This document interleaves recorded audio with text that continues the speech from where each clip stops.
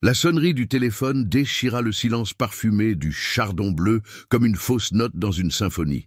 Élise Moreau sursauta, faisant tomber une délicate pétale de pivoine sur le sol en béton brut de sa petite boutique. Dehors, la pluie fine de mai commençait à perler sur la vitrine, rendant flous les contours de la rue des Lavandières. Lunel s'assoupissait sous le ciel gris, et ce calme était tout ce qu'Élise avait jamais connu. Un calme prévisible, rassurant et parfois écrasant. Elle décrocha le combiné d'une main experte, habituée aux commandes de dernière minute et aux demandes de conseils pour des plantes d'intérieur mal en point. « Le chardon bleu, bonjour !»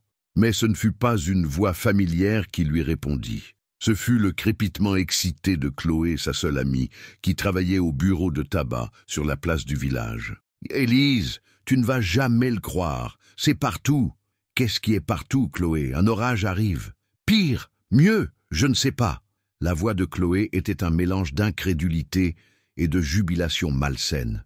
Sur le Midi Libre en ligne, et même sur les pages de potins parisiens, on ne parle que de toi. Élise sentit son estomac se nouer. On ne parlait jamais d'elle. Élise Moreau, 30 ans, visage aux traits un peu trop marqués, cheveux châtains sans véritable éclat et une garde-robe dictée par le confort plutôt que la mode, n'était pas une femme que l'on remarquait. Elle était une ombre fonctionnelle, une présence discrète qui composait de magnifiques bouquets pour les joies et les peines des autres, mais restait toujours en marge de la scène. « C'est ridicule. C'est sûrement une homonyme, » murmura-t-elle, tout en arrangeant nerveusement une gerbe de gypsophile. Élise Moreau, fleuriste à Lunel, s'apprête à épouser Guillaume Delacroix, le PDG milliardaire de Vinea Terra. Tu te rends compte ? Ils disent même que c'est un mariage arrangé, une histoire digne d'un roman. Ils ont déterré ton passé, le fait que ta mère était la gouvernante de leur domaine à Bordeaux. Dis-moi que c'est une blague. Ce n'en était pas une. Le nœud dans son estomac se transforma en une boule de glace. C'était vrai. Chaque mot, aussi invraisemblable qu'il puisse paraître, était vrai. Depuis 2 semaines, Élise vivait avec ce secret, espérant naïvement qu'il resterait confiné entre les murs de sa petite maison où elle s'occupait de sa tante Hélène. 2 semaines depuis que Guillaume Delacroix, l'homme le plus puissant et ironiquement le plus inaccessible de France, était entré dans sa boutique. Il n'était pas venu en personne. C'était son assistant, un homme en costume impeccable, qui lui avait tendu une lettre, une proposition. Pas une déclaration d'amour, mais un contrat. Guillaume avait besoin d'une épouse, pas d'une amante, ni d'une confidente. Une femme dont l'image simple et sans artifice rassurerait un conseil d'administration méfiant, las des scandales qui avaient entouré le jeune PDG avant son terrible accident de parapente. Un accident qu'il avait cloué, disait-on, dans un fauteuil roulant. Il avait besoin de stabilité, d'une façade de confiance. En échange, il offrait à Élise une sécurité financière totale, pour elle et pour sa tante, dont la santé déclinait. Il s'était souvenu d'elle, la fille de sa gouvernante, cette gamine silencieuse qui se cachait derrière les rosiers du domaine de Saint-Émilion pendant les étés de leur enfance. Il lui avait écrit qu'il se rappelait sa discrétion et son intégrité. C'est tout. Il ne l'avait même pas vue avant de faire sa proposition. C'est elle qui, après une semaine d'angoisse, avait accepté un appel vidéo. Son visage, encadré par l'écran d'un ordinateur, était encore plus beau que dans ses souvenirs. Des traits ciselés, des yeux d'un bleu profond, qui semblaient porter le poids du monde, et un regard distant, professionnel. Il n'avait montré aucune émotion quand elle avait accepté, le cœur lourd d'une reconnaissance étrange et d'une nécessité écrasante. « Élise, tu es toujours là ?» Élise cligna des yeux, ramenée à la réalité par la voix de Chloé. « Oui, oui, c'est vrai. » Un silence choqué s'installa à l'autre bout du fil. Puis, un rire nerveux. « Mais comment? Pourquoi toi? Sans vouloir te vexer, ma chérie, mais... Guillaume Delacroix! Les mannequins se jettent à ses pieds, même dans son état. Même dans son état. » L'expression la fit frémir. C'était cette pitié universelle, ce mélange de fascination morbide et de condescendance qui entourait désormais l'héritier. Et maintenant, cette pitié allait s'étendre jusqu'à elle, se transformer en moquerie. La femme si ordinaire, si laide, selon les canons de beauté impitoyables, qu'il fallait qu'un homme soit invalide pour la choisir. Elle raccrocha poliment, prétextant l'arrivée d'une cliente. Mais la boutique resta vide. Seul le bruit des clics sur son vieil ordinateur vint troubler le silence. En quelques minutes, elle vit l'ampleur du désastre. Son nom et sa photo, une image terne tirée de l'annuaire professionnel, étaient partout. Les titres étaient cruels. L'improbable union du prince de Bordeaux. Qui est Élise Moreau? La Cendrillon que personne n'attendait. Les commentaires étaient pires. Des milliers d'inconnus disséquaient son visage, sa silhouette, sa vie. Il est handicapé, il ne pouvait pas avoir mieux. Elle a dû le menacer avec un secret de famille pour le forcer à l'épouser. On dirait sa garde-malade, pas sa future femme. Pauvre Guillaume! Et le plus fréquent, le plus simple, le plus douloureux. Mais elle est moche. Les mots qu'elle entendait en murmure dans son dos depuis l'enfance criaient aujourd'hui à la face du monde. Elle, personne ne voudra d'elle, même par pitié. La prophétie de ses camarades de collège semblait s'être réalisée de la plus spectaculaire des manières. La pitié était devenue sa dot. Elle ferma la boutique plus tôt que d'habitude, enfilant son trench-coat beige qui avait connu trop de saisons. Chaque pas dans les rues de Lunel était une épreuve. Les regards n'étaient plus indifférents. Ils étaient insistants, curieux, moqueurs. Elle entendit des bribes de conversation derrière elle. C'est elle, la Moreau. Incroyable, non. Avec sa tête, elle sentit ses joues brûler. Pour la première fois de sa vie, son invisibilité lui manquait terriblement. Elle n'était plus une ombre. Elle était un spectacle. La bête de foire que l'on venait observer, la pièce centrale d'une blague cosmique. En arrivant chez elle, une petite maison en pierre avec des volets lavande, elle prit une profonde inspiration avant de tourner la clé.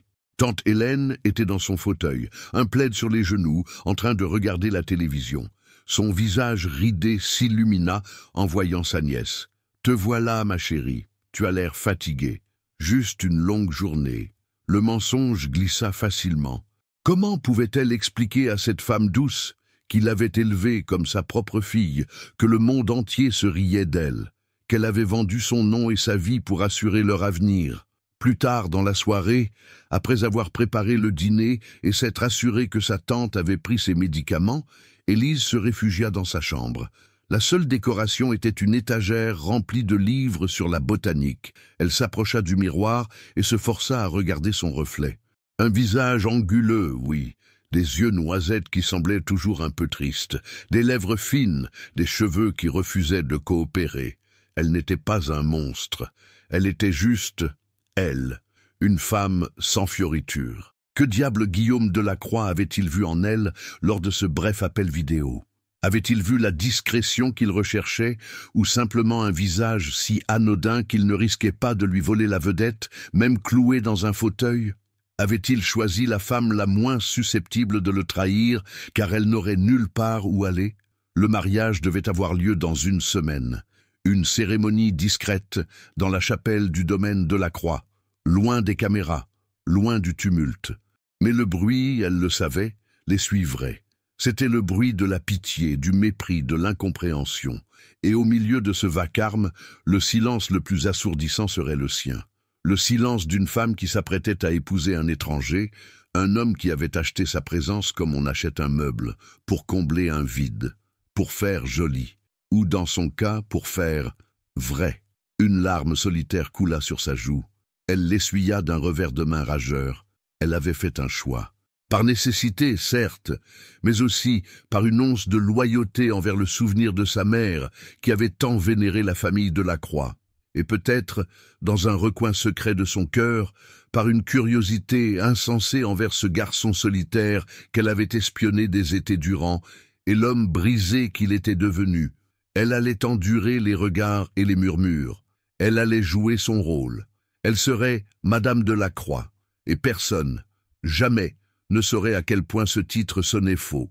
Le jour du départ fut baigné d'une lumière laiteuse et mélancolique, comme si le ciel de Lunel pleurait à sa place. La valise d'Élise, posée près de la porte, semblait absurdement petite et modeste. Elle contenait toute sa vie, Des vêtements pratiques, quelques livres de botanique et le petit cadre en argent avec la seule photo qu'elle possédait de ses parents. Une voiture noire, silencieuse et aux vitres teintées, s'était garée devant la maison à l'aube. Le chauffeur, un homme impassible au costume sombre, n'avait pas dit un mot. Il représentait ce nouveau monde, efficace, impersonnel et totalement étranger. Les adieux avec sa tante Hélène furent la partie la plus difficile. La vieille femme, fragile mais lucide, lui serra les mains. Ses doigts noueux étaient chauds et familiers. « N'aie pas peur, ma petite fleur », lui murmura-t-elle, les yeux brillants. « Tu as passé ta vie à prendre soin des autres. Il est temps que quelqu'un prenne soin de toi. Tu mérites d'être heureuse. » Élise hocha la tête, incapable de parler. Le mot « heureuse » sonnait comme une langue étrangère. Ce n'était pas le bonheur qu'elle allait chercher, mais un arrangement, une transaction. Hélène serait transférée le lendemain dans la meilleure maison de repos de la région, un établissement avec un jardin thérapeutique et des soins constants que Guillaume de la Croix avait payés pour les 5 prochaines années. C'était le cœur de leur accord. Le poids de cette gratitude était si lourd qu'il lui coupait le souffle. Elle embrassa le front parcheminé de sa tante une dernière fois, inspira l'odeur de lavande et de camphre de la maison de son enfance et sortit sans se retourner. Le voyage dura plusieurs heures. Un silence pesant régnait dans l'habitacle luxueux.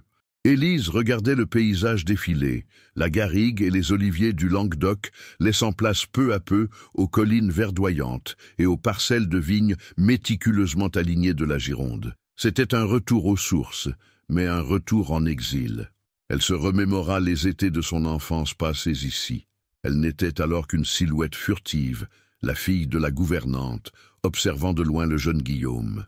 Il était un garçon solitaire, souvent assis sous le grand cèdre avec un livre, l'air déjà trop sérieux pour son âge. Il ne lui avait presque jamais parlé, mais elle se souvenait de son regard. Un regard intense, qui semblait voir à travers les choses. Le regard de l'homme qu'elle avait entrevu par écran interposé était différent. Il était voilé, las, brisé. Quand la voiture s'engagea enfin dans l'allée du domaine de la Couronne d'Or, le nom ancestral de la propriété de la Croix, Élise sentit son cœur se serrer. Des cyprès centenaires montaient la garde de chaque côté d'une allée de gravier blanc qui crissait sous les pneus. Au bout, la bâtisse se dressait, immense et majestueuse. Une construction en pierre blonde de Frontenac, baignée par la lumière dorée de l'après-midi, avec des toits d'ardoise et des fenêtres à meneaux qui semblaient vous observer comme des dizaines d'yeux impassibles. C'était plus qu'une maison, c'était une forteresse, un symbole de pouvoir et d'héritage qui s'étendait sur des générations. Autour, un océan de vignes s'étalait à perte de vue, les rangs parfaits s'étirant comme des lignes tracées à la règle. Le chauffeur lui ouvrit la portière. L'air était frais, imprégné d'une odeur de terre humide et de feu de bois. Une femme d'une 60aine d'années, vêtue d'une robe noire et d'un tablier blanc impeccable, attendait sur le perron. Ses cheveux gris étaient tirés en un chignon si serré qu'il semblait douloureux. « Madame, dit-elle d'une voix neutre, je suis Hélène Dubois, la gouvernante. Monsieur de la Croix vous attend dans la bibliothèque. » Le « madame » la fit tressaillir. Personne ne l'avait jamais appelée ainsi. Elle suivit Madame Dubois à travers un hall d'entrée aux dimensions d'une cathédrale, avec un sol en damier de marbre noir et blanc et un lustre en cristal qui pendait à une hauteur vertigineuse. Leurs pas résonnaient dans un silence impressionnant, seulement troublé par le tic-tac d'une horloge de parquet en acajou. Chaque meuble, chaque tableau, chaque objet semblait crier sa valeur et son histoire. Élise se sentit plus petite, plus insignifiante que jamais. La bibliothèque était une pièce spectaculaire, avec des murs couverts de livres du sol au plafond, une immense cheminée en pierre et de profonds fauteuils en cuir. Et au milieu, près d'une large baie vitrée qui donnait sur les vignobles, il était là, Guillaume de la Croix, assis dans un fauteuil roulant high-tech, d'un noir mat et au design épuré, qui contrastait avec l'opulence ancienne du décor. Il portait un pantalon de flanelle grise et un cachemire bleu marine qui mettait en valeur la couleur de ses yeux. Son visage était encore plus saisissant en personne. Des traits aristocratiques, une mâchoire volontaire et des cheveux sombres coupés courts. Il ne souriait pas. Son regard la balaya de haut en bas, sans curiosité apparente, comme s'il évaluait une acquisition. « Élise, bienvenue, dit-il. » Sa voix était grave, posée, mais dénuée de toute chaleur. C'était la voix d'un dirigeant s'adressant à une subalterne. « Bonjour Guillaume, » répondit-elle, sa propre voix à peine audible. L'appeler par son prénom lui sembla soudain d'une audace folle. Un silence s'installa. Il le brisa en faisant un geste vers la gouvernante. « Madame Dubois va vous montrer votre chambre. Le mariage aura lieu samedi, dans la chapelle. Cérémonie simple. Seulement les témoins et un notaire. J'espère que cela vous convient. » Ce n'était pas une question. C'était une déclaration de fait. Il n'y avait aucune place pour ses préférences ou ses sentiments dans cette équation. « C'est parfait, » réussit-elle à articuler. « Bien. Je dois retourner à mon travail. Nous dînerons à 20 heures précises. » Sur ces mots, il actionna une commande sur l'accoudoir de son fauteuil, qui pivota et glissa silencieusement vers un immense bureau en chêne massif, couvert d'écrans d'ordinateur. Il était déjà reparti, absorbé par son univers, la laissant seule avec la gouvernante, simple pion déplacé sur son échiquier. Madame Dubois la conduisit à l'étage par un escalier monumental. La chambre qu'elle lui désigna était en fait une suite. Un salon privé, une immense chambre avec un lit à baldaquin et une salle de bain en marbre plus grande que le salon de sa maison à Lunel. Une fenêtre offrait la même vue imprenable que celle de la bibliothèque, sur l'empire viticole des Delacroix. Tout était luxueux, élégant et terriblement impersonnel. Sa petite valise, posée par un valet sur le porte-bagages en bois précieux, avait l'air d'une relique d'un autre monde. « Si madame a besoin de quoi que ce soit, il suffit de sonner », déclara madame Dubois avant de se retirer, fermant la porte derrière elle, dans un déclic feutré. Élise resta immobile au centre de la pièce pendant un long moment. Elle s'approcha de la fenêtre et posa sa main contre la vitre froide. Dehors, le soleil commençait à descendre, peignant le ciel de teintes roses et oranges. Le domaine était d'une beauté à couper le souffle, une prison dorée. Elle regarda ses mains, celles d'une fleuriste, un peu rêche, avec de la terre incrustée sous les ongles malgré ses efforts. Des mains qui travaillaient, des mains qui n'avaient rien à faire dans ce décor de soie et de bois ciré. Elle avait obtenu ce dont elle avait besoin, la sécurité pour sa tante. Une issue à ses difficultés financières. Mais en franchissant le seuil de ce domaine, elle avait l'impression d'avoir perdu quelque chose d'essentiel, elle-même. Dans ce château silencieux, sous le regard glacial de son futur mari, Élise Moreau n'avait jamais été aussi seule. Le temps s'étira, lourd et silencieux, jusqu'à l'heure du dîner. Élise passa ces quelques heures à arpenter sa suite luxueuse, se sentant comme une intruse dans un musée. Elle défit sa valise, rangeant ses pulls en laine et ses jeans pratiques dans une armoire en cèdre si vaste qu'elle aurait pu y loger toute sa garde-robe de Lunel 10 fois. Chaque geste lui semblait déplacé, une profanation de cet ordre parfait et millimétré. Pour le dîner, elle choisit la seule robe un peu formelle qu'elle possédait. Une robe bleu nuit, à la coupe simple, achetée pour le mariage d'une cousine lointaine 5 ans plus tôt. En se regardant dans l'immense miroir à cadre doré de la salle de bain, elle ne vit qu'une version légèrement plus apprêtée de la femme qu'elle était toujours, ordinaire. La robe ne la transformait pas. Elle ne faisait que souligner à quel point elle n'appartenait pas à ce monde de soie et d'apparat. À 20h moins 5, elle descendit l'escalier monumental, la main crispée sur la rampe en fer forgé. Le son de ses propres pas sur le marbre lui semblait une intrusion. Madame Dubois l'attendait en bas, aussi impassible qu'une statue. « Par ici, madame ». La salle à manger était encore plus intimidante que la bibliothèque. Une table en chêne longue de plusieurs mètres, lustrée comme un miroir, pouvait accueillir au moins 20 convives. Mais ce soir, seuls 2 couverts étaient dressés, l'un à chaque extrémité. Une distance absurde, presque comique, les séparait. Des chandeliers en argent massif éclairaient la pièce d'une lueur dansante, jetant des ombres mouvantes sur les tapisseries anciennes qui ornaient les murs. Guillaume était déjà là. Il avait troqué son cachemire pour une chemise blanche impeccable sous une veste de velours sombre. Il semblait faire corps avec ce décor, aussi élégant et inaccessible que le château lui-même. Il la regarda s'approcher, parcourant l'interminable distance de la table. et son expression ne changea pas d'un iota. « Asseyez-vous, je vous prie », dit-il comme s'il s'adressait à une associée lors d'un déjeuner d'affaires. Élise prit place. L'abîme de bois poli qui les séparait semblait infranchissable.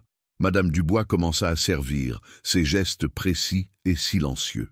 Une soupe glacée de petits pois à la menthe. C'était délicat, surprenant. Élise se concentra sur le contenu de son assiette, n'osant pas lever les yeux.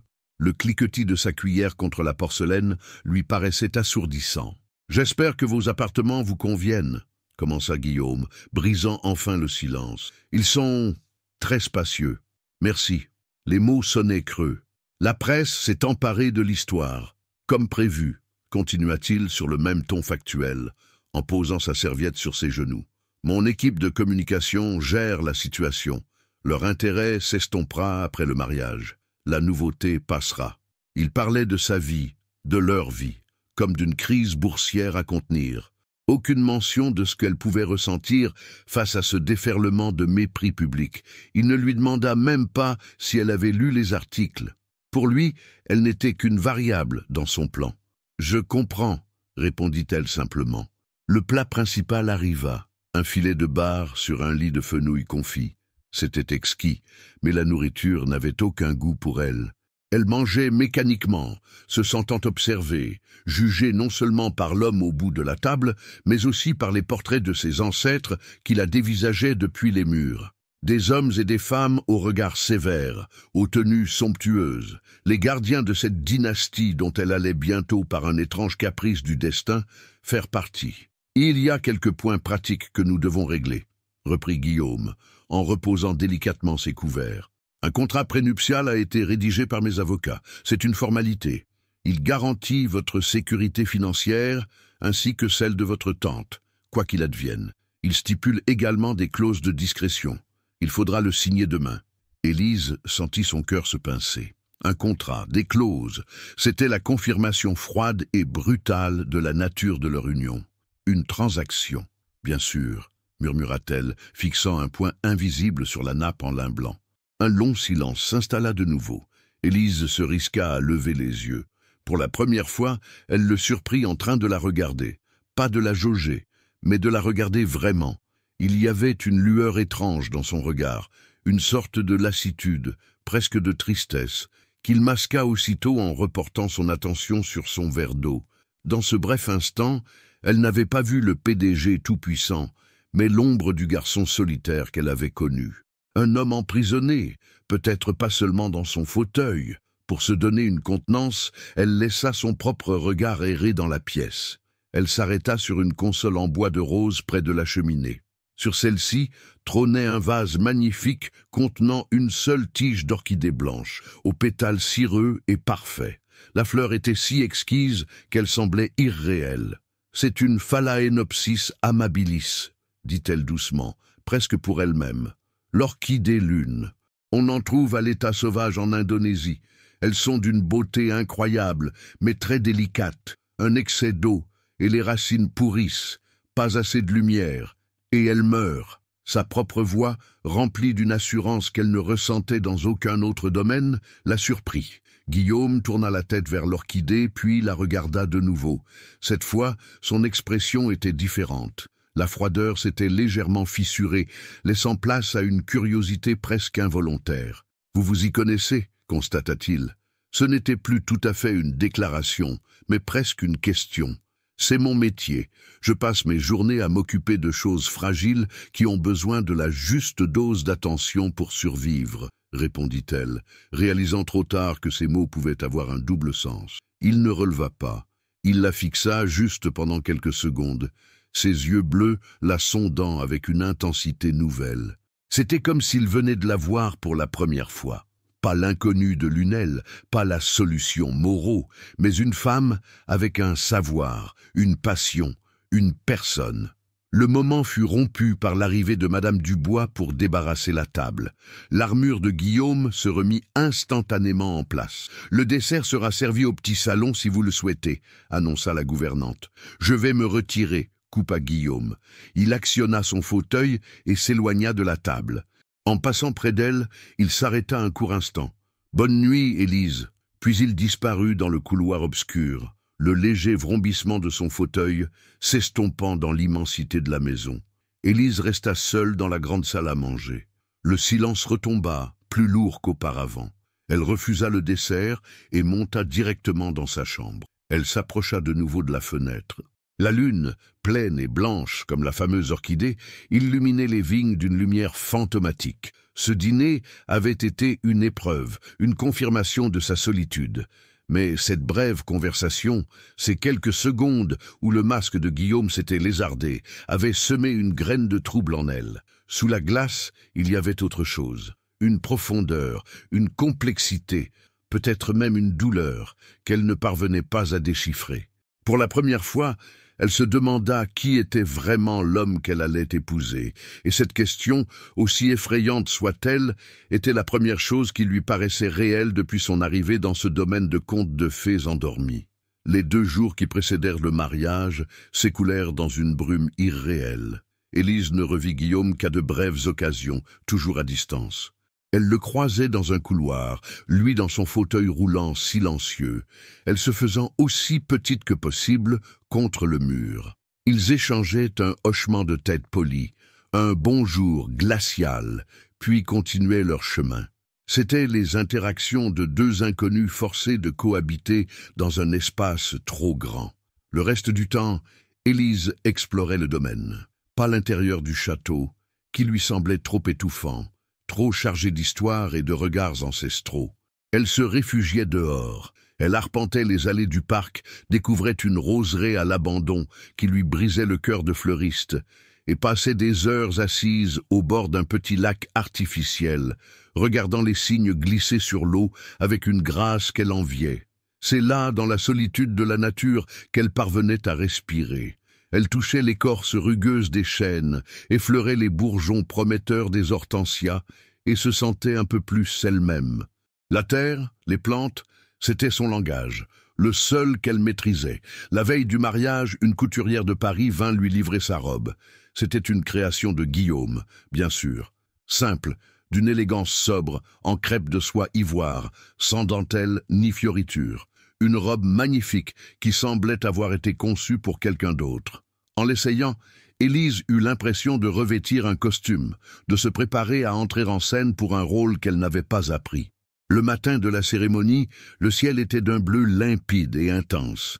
Ironiquement, c'était une journée parfaite. Madame Dubois l'aida à se préparer en silence, ses gestes efficaces et dénués de toute émotion. Pas de demoiselle d'honneur, pas d'amis pour partager sa nervosité, pas de mère pour l'aider à ajuster son voile. Seulement cette femme austère qui la traitait avec une déférence polie qui ne faisait que creuser le fossé entre elles. Quand elle fut prête, elle se regarda dans le grand miroir. La robe tombait parfaitement. Un maquillage léger, réalisé par une professionnelle venue spécialement pour l'occasion, estompait les marques de fatigue sous ses yeux. Elle était une version lisse et soignée d'elle-même, presque une étrangère. Ce qui la frappa le plus, ce fut le vide dans son regard. Il n'y eut pas de marche nuptiale. Le notaire et les 2 témoins, l'avocat de Guillaume et le directeur financier de son entreprise, 2 hommes en costume sombre, au visage interchangeable, l'attendaient devant la petite chapelle privée du domaine. C'était un bâtiment charmant, en pierre ancienne, envahi par le lierre, avec de superbes vitraux qui projetaient des taches de lumière colorées sur le sol. Guillaume était déjà là, près de l'autel. Son fauteuil était positionné de manière à lui faire face. Il portait un costume sur mesure d'un gris anthracite qui lui seyait à la perfection. Son visage était fermé, impénétrable. S'il ressentait la moindre chose, appréhension, regret, satisfaction, il ne le laissait pas paraître. Élise s'avança lentement dans l'allée. L'air était frais et embaumait la cire d'abeille et l'encens. Il n'y avait aucune musique, seulement le bruit de ses talons sur les dalles de pierre. Un son solitaire, fragile. Quand elle arriva à sa hauteur, leurs regards se croisèrent. Un frisson la parcourut.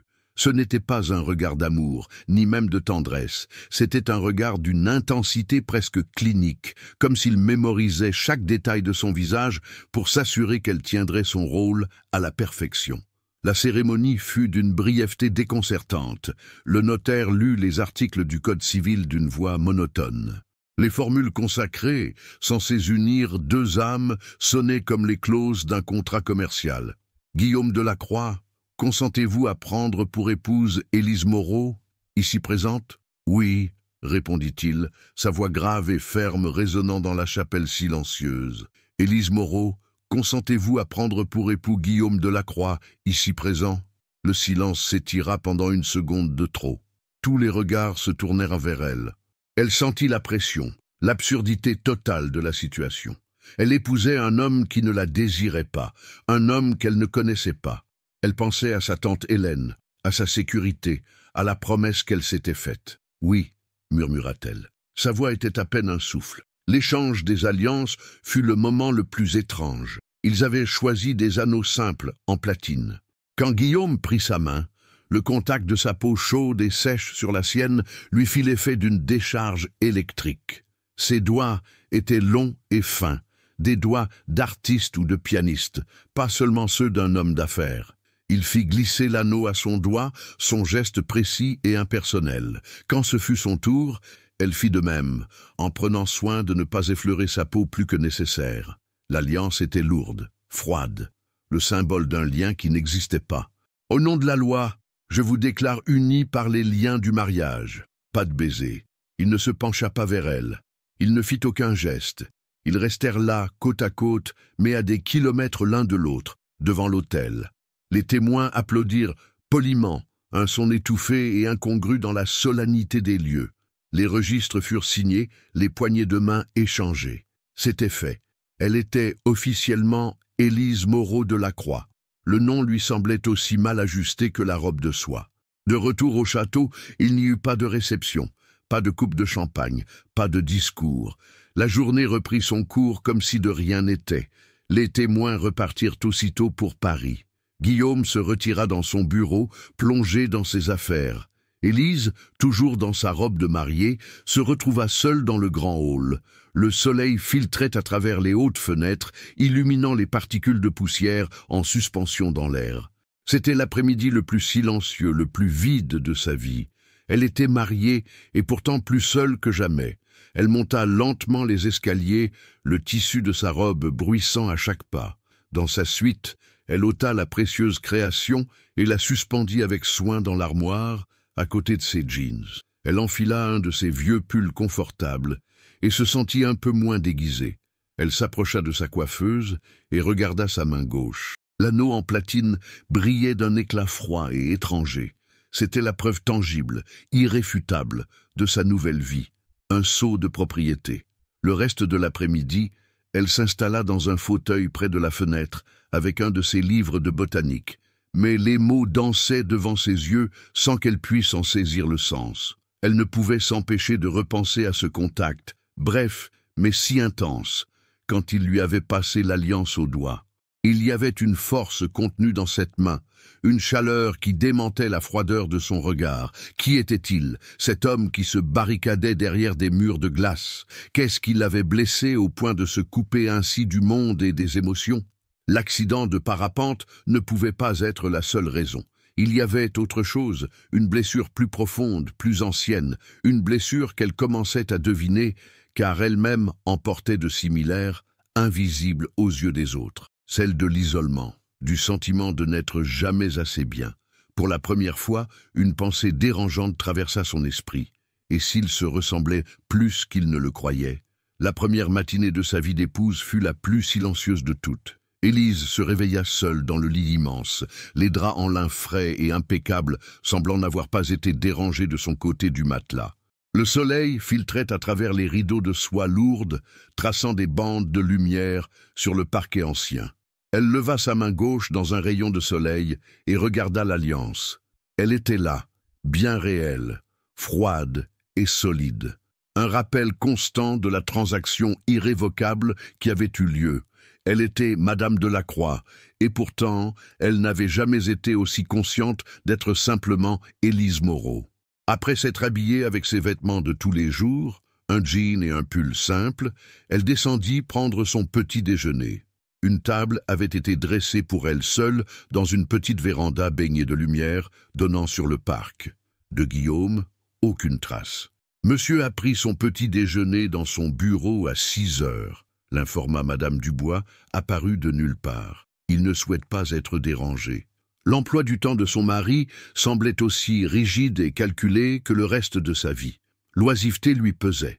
À Lunel, ses journées étaient rythmées par le travail à la boutique, les besoins de sa tante, les petites routines qui donnaient un sens à son existence. Ici, le temps s'étirait à l'infini, un océan de minutes vides qu'elle ne savait comment remplir. Poussée par une curiosité mêlée d'ennui, elle se décida à explorer plus méthodiquement le rez-de-chaussée du château. C'était un labyrinthe de salons, de fumoirs et de petites bibliothèques, chaque pièce meublée avec un soin et un luxe qui la mettaient mal à l'aise. Elle passa devant une double porte en chêne massif, légèrement entrebâillée. À l'intérieur, la pièce était plongée dans une semi-obscurité, les volets étant presque entièrement clos. Une forme massive se dessinait au centre, recouverte d'un grand drap de lin blanc, comme un fantôme endormi. Intriguée, elle entra sur la pointe des pieds.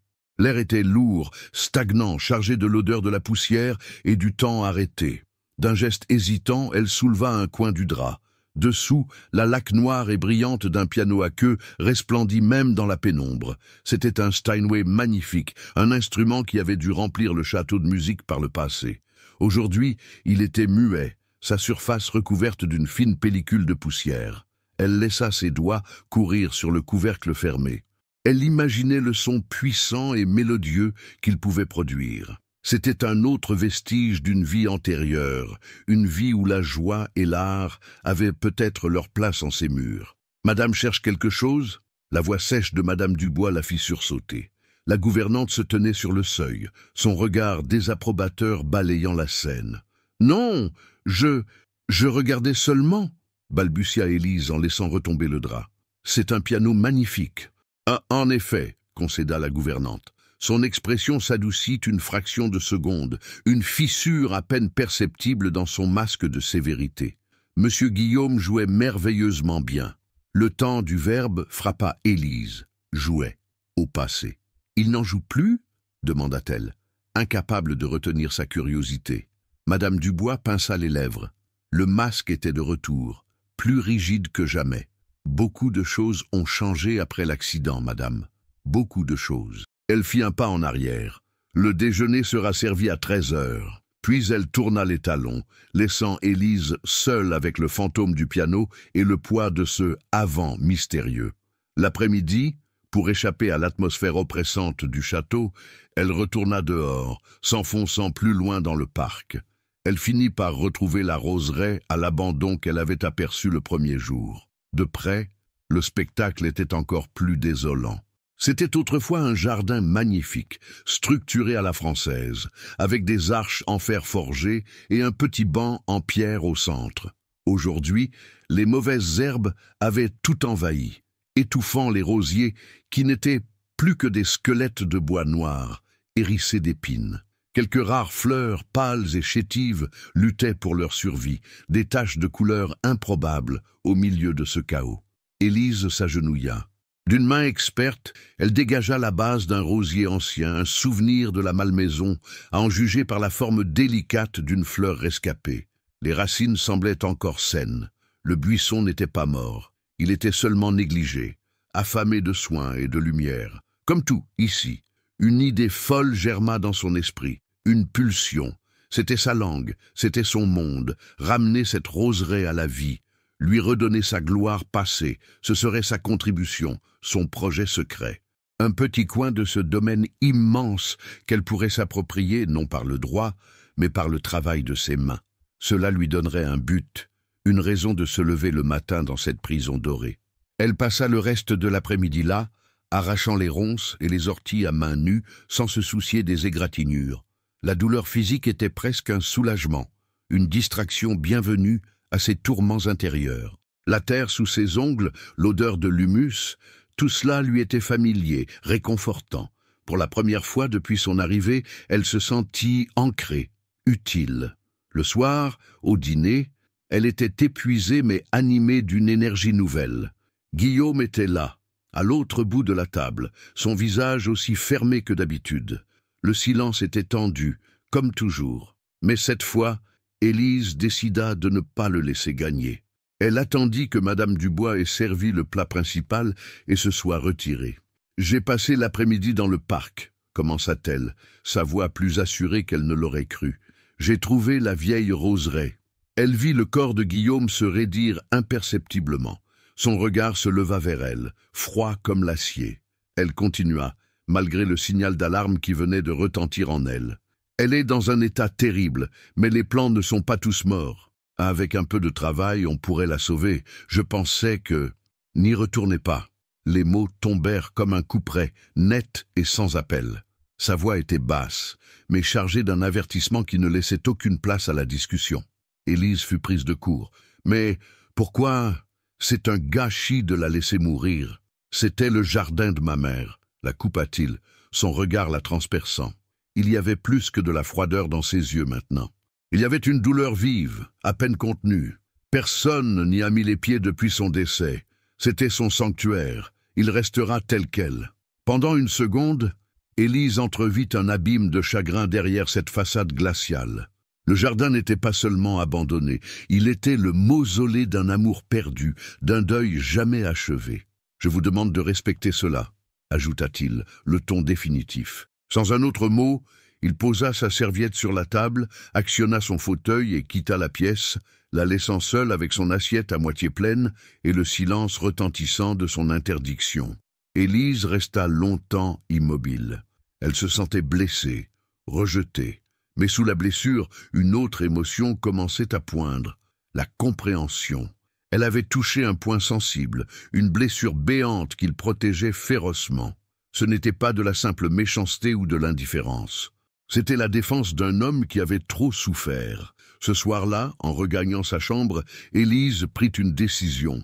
Elle n'allait pas abandonner la roseraie, mais elle n'allait pas la restaurer pour le défier. Elle allait la soigner en secret. Pour la mère qu'il avait perdue, pour le jardin qui méritait de vivre, et peut-être un peu pour elle-même, pour prouver que même dans les endroits les plus sombres, la vie et la beauté pouvaient refleurir. Le lendemain, Élise se leva avant l'aube, alors que le château était encore plongé dans un silence profond et que la brume matinale s'accrochait aux vignes comme une écharpe de fantôme. Guidée par une détermination nouvelle, elle enfila de vieux vêtements de travail qu'elle avait heureusement emportés de Lunel et se glissa hors de la bâtisse par une petite porte de service menant à la cuisine. Personne ne la vit. Elle se sentait comme une conspiratrice, le cœur battant d'une appréhension mêlée d'excitation.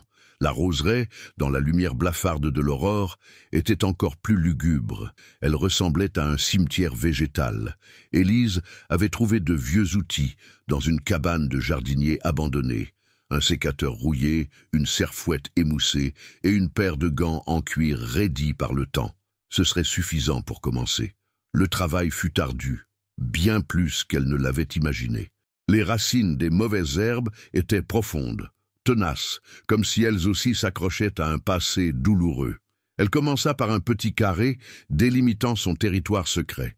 Chaque ronce arrachée était une petite victoire. Chaque touffe de chien extraite du sol la rapprochait un peu plus des rosiers meurtris. Elle s'écorcha les bras aux épines, sentit la sueur perler sur son front malgré la fraîcheur matinale. Ses muscles, peu habitués à un tel effort, protestaient. Mais c'était une bonne douleur. Une douleur qui la ramenait à la vie, à la réalité tangible du sol et des plantes. En dégageant délicatement la terre autour d'un pied de rosier, elle découvrit une petite plaque de métal à moitié enfouie. Elle la nettoya avec le revers de son gant. Y étaient gravés les mots « Rosa, grâce de Monaco, pour Hélène, mon éternelle fleur. Hélène, la mère de Guillaume. » L'émotion la saisit. Ce n'était pas juste un jardin. C'était une lettre d'amour écrite avec des fleurs, une collection de souvenirs précieux. Chaque buisson avait une histoire. L'interdiction de Guillaume lui parut soudain moins cruelle et plus désespérée. Il ne voulait pas protéger un lieu. Il voulait protéger un souvenir intact, même si cela signifiait le laisser mourir. Elle travailla ainsi pendant près de 2 heures, jusqu'à ce que les premiers rayons du soleil percent la brume et que les bruits du château commencent à s'éveiller. Elle cacha les outils sous une bâche et retourna à sa chambre par le même chemin, le corps endolori mais l'esprit étrangement apaisé. Elle se doucha rapidement, effaçant les traces de terre, mais ne put rien faire pour les fines estafilades rouges qui zébraient ses avant-bras. Ce rituel devint sa nouvelle routine secrète. Chaque matin, avant que le domaine ne s'éveille, elle rejoignait la roseraie. Petit à petit, l'ordre commençait à émerger du chaos. Des parcelles de terre, nues et riches, réapparaissaient. Les silhouettes des rosiers, débarrassés de leurs parasites, semblaient se redresser, comme s'ils respiraient enfin. Au bout d'une semaine, alors qu'elle était agenouillée, absorbée par la taille d'une branche morte, une ombre se projeta sur elle. Elle se figea, le sécateur à la main, le cœur s'arrêtant de battre. Elle se retourna lentement. Madame Dubois se tenait là, sur le sentier de gravier, son tablier immaculé contrastant violemment avec le désordre du jardin. Son visage était indéchiffrable, ni colère, ni surprise, juste une observation intense. « Madame », dit la gouvernante, sa voix plus neutre que jamais. Le mot sonnait presque comme une accusation. Élise se releva, s'essuyant les mains sur son jean. « Madame Dubois, Elle ne savait que dire. Les excuses, les explications, tout lui semblait futile face à ce regard impassible. La gouvernante ne la laissa pas finir. Ses yeux firent le tour du petit périmètre qu'Élise avait déjà nettoyé. Puis son regard revint se poser sur les bras griffés de la jeune femme. « Il y a une crème antiseptique à l'infirmerie, pour les égratignures, » dit-elle simplement. Puis, sans un autre mot, elle fit demi-tour et s'éloigna d'un pas égal, comme si de rien n'était. Élise resta pétrifiée. Elle n'avait pas été dénoncée, elle n'avait même pas été réprimandée. Le commentaire de la gouvernante était si prosaïque, si pratique, qu'il en était surréaliste. C'était une forme d'absolution, une complicité tacite née dans le silence d'un jardin oublié. Ce soir-là, en regagnant sa chambre après le dîner, elle trouva sur sa commode un petit pot de crème blanche et une paire de gants de jardinage neufs, en cuir souple. Il n'y avait pas de mots, il n'y en avait pas besoin. Un lien silencieux venait de se tisser entre les deux femmes, unies par le secret de la roseraie, rendue audacieuse par cette alliance inattendue et par le travail qui lui redonnait confiance en elle. Élise prit une décision. Pour soigner correctement ses vieux rosiers, elle avait besoin de savoir à quelle variété elle avait affaire. Or, la plus grande collection de livres de la région se trouvait dans une seule pièce, la bibliothèque de Guillaume. Tard dans la soirée, après le dîner solitaire, elle prit son courage à 2 mains et s'y dirigea. Elle espérait le trouver déjà retiré dans ses appartements, mais une lumière tamisée filtrait sous la porte. Son cœur s'emballa. Elle hésita, puis poussa doucement le battant. Il était là, devant l'immense baie vitrée, son fauteuil tourné vers les ténèbres du parc. L'écran de son ordinateur portable posé sur ses genoux projetait une lueur bleutée sur son visage concentré. Il ne sembla pas l'entendre entrer. Elle se glissa le long des étagères, cherchant la section consacrée à la botanique. Ses doigts effleuraient les reliures en cuir, l'odeur du vieux papier emplissant ses narines. « Je peux vous aider ?» Sa voix grave la fit sursauter violemment. Il avait fait pivoter son fauteuil et la regardait, ses yeux d'un bleu intense brillant dans la pénombre. Il avait abandonné son travail et la fixait avec une curiosité qui la déstabilisa. « Non, je cherchais juste quelque chose à lire, » mentit-elle, le sang battant à ses tempes. Il ne dit rien, mais son regard descendit vers ses mains, qu'elle tenait nerveusement croisées devant elle. Elle se demanda s'il pouvait voir les égratignures à la lumière des lampes. « Le rayon botanique est tout en haut, sur la mezzanine, » dit-il. Son ton était neutre, mais elle sentit un défi sous-jacent, comme s'il savait exactement ce qu'elle cherchait et pourquoi. Elle se sentit rougir. Il l'avait démasquée, mais au lieu de se retirer, elle leva le menton. « Merci. » Alors qu'elle allait se diriger vers l'escalier en colimaçon qui menait à la mezzanine, il reprit la parole. « Mais ma mère, elle préférait la poésie. Il fit un léger geste de la tête vers une section à hauteur d'homme. Ronsard, il disait que les roses ne vivent que l'espace d'un matin. Le commentaire était si inattendu, si poignant, qu'il la laissa sans voix. C'était une référence directe, à la fois au jardin et à la fugacité de la vie de sa mère. Il lui parlait par énigme, par allusion littéraire, créant un pont fragile entre leurs deux solitudes. Décontenancée, elle se dirigea vers l'étagère qu'il avait indiquée, abandonnant sa quête initiale. Elle sortit un recueil de Ronsard au hasard. Le silence dans la pièce était palpable, chargé de non-dits. « Merci », répéta-t-elle doucement en se tournant vers lui. Il avait reporté son attention sur son ordinateur, mais elle savait qu'il était toujours conscient de sa présence. L'armure s'était une fois de plus refermée. Mais pendant un instant, elle avait entrevu l'homme derrière le masque. Un homme pétri de chagrin, de culture et d'une complexité qui la fascinait autant qu'elle l'effrayait. Elle quitta la bibliothèque, non pas avec un traité sur les rosiers, mais avec un livre de poèmes entre les mains, et le sentiment confus que le véritable jardin secret, bien plus sauvage et difficile d'accès que celui du parc, était l'homme qu'elle venait d'épouser. Les semaines qui suivirent s'installèrent dans une routine étrange et feutrée. Le secret d'Élise n'en était plus vraiment un. Chaque matin, elle retrouvait son jardin. Parfois, en remontant vers le château, elle croisait un jardinier qui lui faisait un discret signe de tête, ou une femme de chambre qui lui souriait avec une complicité inattendue. Madame Dubois continuait de déposer silencieusement sur sa commode des onguents et des lotions pour ses mains abîmées. Un réseau de bienveillance silencieuse s'était tissé autour de son projet, une rébellion douce contre la tristesse qui semblait avoir pétrifié le domaine. Sous ses soins patients, la roseraie se métamorphosait. Elle avait désherbé, aéré la terre, nourri les plants avec du compost trouvé dans un coin oublié du potager. Elle avait taillé le bois mort avec une précision chirurgicale, dégageant les formes originelles des buissons. Et le miracle s'était produit. Des dizaines de petites feuilles d'un vert tendre et lustré avaient éclaté, suivies de bourgeons serrés, gonflés de promesses. Quelques-uns, plus précoces, commençaient même à s'ouvrir, révélant des volutes de roses pâles, de carmin profond et de blanc crémeux. Le parfum délicat et poivré des roses commençait à flotter de nouveau dans l'air, un murmure olfactif d'une vie qui reprenait ses droits. De Guillaume, elle n'eut que de lointains échos. Elle savait qu'il l'observait. Parfois, en se relevant pour essuyer la sueur de son front, elle levait les yeux vers la baie vitrée de la bibliothèque.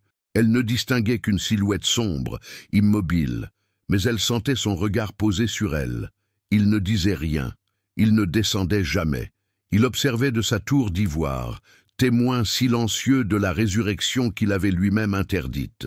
Cette observation constante, dénuée de confrontation, la troublait plus que ne l'aurait fait une colère ouverte. Un après-midi de juin, le ciel, d'un bleu innocent le matin, se chargea soudain de nuages violacés. Une lourdeur s'abattit sur le domaine, faisant taire le chant des oiseaux. Un orage d'été, d'une violence typique de la région, se préparait. Élise, qui était en train d'attacher une branche de rosier grimpant sur une arche, sentit les premières grosses gouttes de pluie s'écraser sur ses bras. En quelques minutes, le ciel se déchira. Des éclairs zébrèrent l'horizon et le tonnerre gronda, un roulement de tambour furieux qui fit vibrer les vitres du château. Une panique sourde la saisit. Pas pour elle-même, mais pour ses roses. Les nouvelles fleurs, si fragiles, allaient être lacérées par la grêle et le vent. Les jeunes pousses risquaient d'être brisées. D'instinct, elle se mit à courir vers les serres, cherchant de vieilles bâches pour protéger les plants les plus exposés. Elle lutta contre les rafales de vent qui la poussaient en arrière, aveuglée par la pluie battante qui lui collait les cheveux au visage. De sa fenêtre, Guillaume assista à toute la scène. Il l'avait vue travailler sans relâche depuis des semaines. Il avait vu, avec un mélange d'irritation et d'une admiration qu'il n'aurait jamais avouée, la vie revenir dans le sanctuaire de sa mère. Et maintenant, il la voyait se battre contre les éléments pour protéger ce même sanctuaire, une absurdité qui lui serra le cœur. C'était de la folie. Ce n'était que des fleurs. Et pourtant, il ne pouvait détacher son regard de cette silhouette frêle et déterminée, trempée jusqu'aux os, luttant pour une cause perdue. Un craquement sinistre se fit entendre au-dessus du fracas de l'orage. Une branche maîtresse du vieux cèdre, qui surplombait une partie de la roseraie, se fendit arrachée par le vent.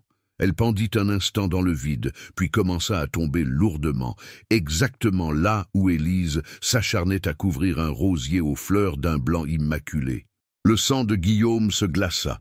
Il vit la scène au ralenti, l'énorme masse de bois chutant, et Élise, juste en dessous, le dos tourné, ignorant le danger mortel.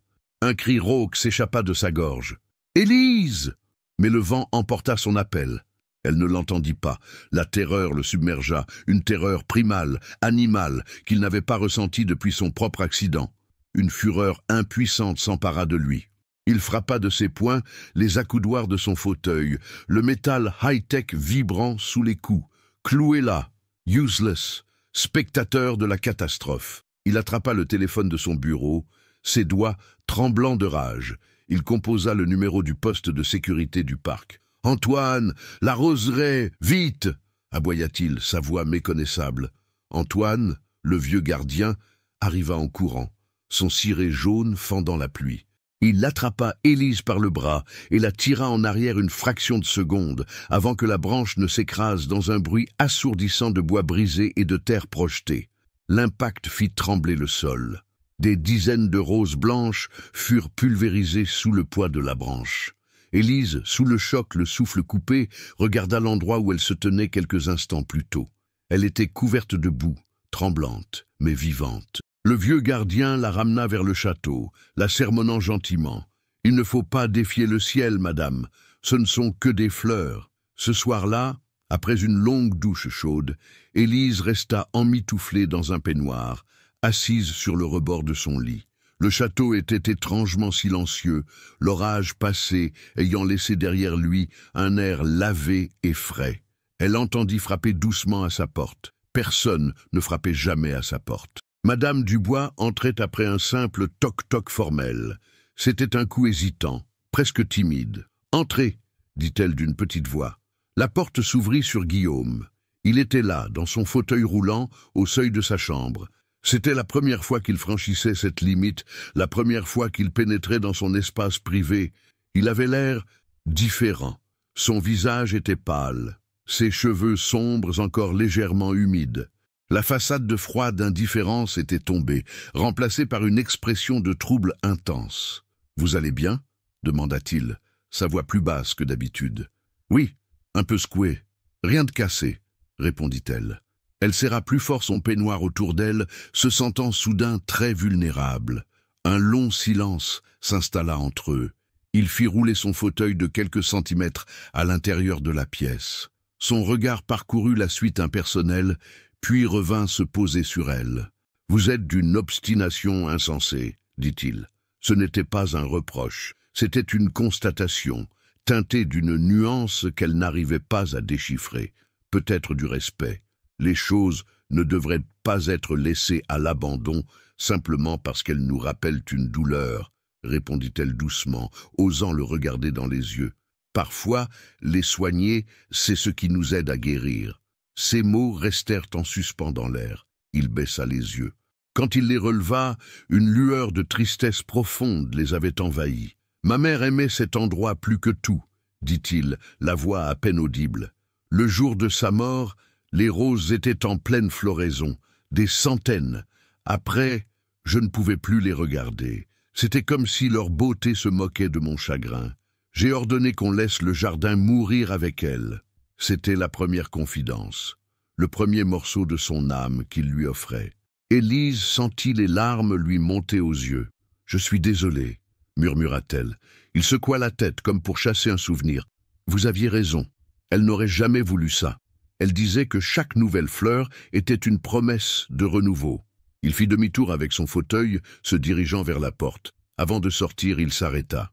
« Ne retournez plus jamais sous un orage comme celui-là, je vous l'interdis, » dit-il.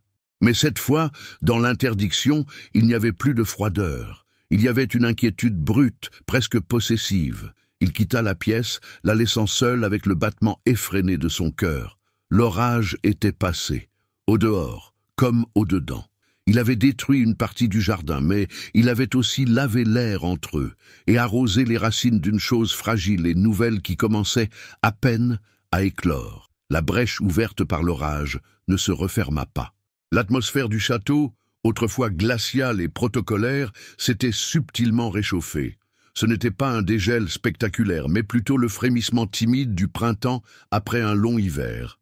Les silences au repas étaient moins lourds, moins chargés de tension. Guillaume, sans jamais abandonner complètement sa réserve, posait parfois des questions à Élise. Des questions simples, sur sa journée, sur l'avancement de ses travaux, un terme qu'il utilisait maintenant avec une pointe d'ironie bienveillante. Il parlait de la roseraie sans la nommer directement, comme d'un sujet encore trop sensible pour être exposé en pleine lumière. Élise, de son côté, s'enhardissait. Elle ne le regardait plus comme une statue inaccessible, mais comme un homme complexe, blessé, avec qui elle partageait, sans qu'il le sache, la même prison de solitude. Le soir, après le dîner, elle prenait l'habitude de se rendre à la bibliothèque, prétextant la lecture. Il était toujours là, travaillant. Parfois, au lieu de lire, elle l'observait.